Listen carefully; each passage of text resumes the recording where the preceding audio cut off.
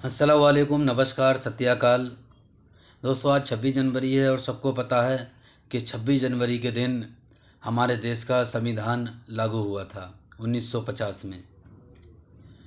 हमारे देश को संविधान लागू करने के लिए, आज़ादी दिलाने के लिए कितनी मेहनत करी गई थी, कितनी कुर्बानियाँ दी गई थीं, ये आपको शायद मालूम नहीं। आज मैं याद दिलवाता हूँ। 1929 की बधाई देने, नए साल की मुबारकबाद देने जब जवाहरलाल नेहरू जी गांधी जी के पास गए, उस टाइम मीटिंग करी गई कि हम नया साल तो बनाते हैं मगर ये नया साल हमें लगता नहीं है, हमारे देश को आज़ादी कब मिलेगी।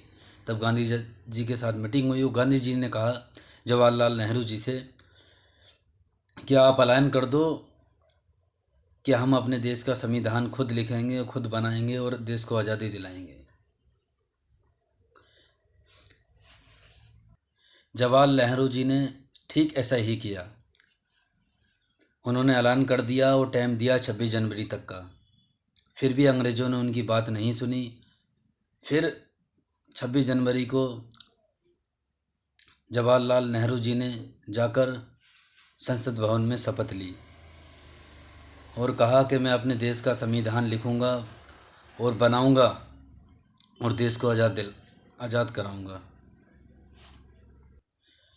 फिर इस बात को लेकर अंग्रेज़ खफा हो गए और लड़ाई दंगे शुरू कर दिए अंग्रेज़ों ने। उसके बाद ये लड़ाई 1947 तक चलती रही। फिर कहीं जाकर हमारे हिंदुस्तान के उन भाइयों की जिनकी कुर्बानी हो गई, जिनको जला दिया गया, मार दिया गया, उन पर आज भी रोना आता है याद कर कर कर। हमारे भारत में हिंदू, मुस्लिम, सिख, ईसाइयों ने सब ने अपना बलिदान दिया और देश को आज़ादी दिलवाई।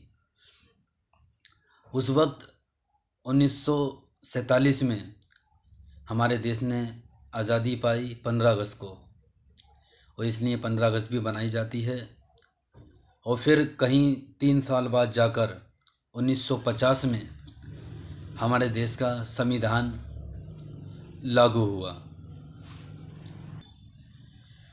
और इस भारत के संविधान के अध्यक्ष बने बाबा साहब भीमराव।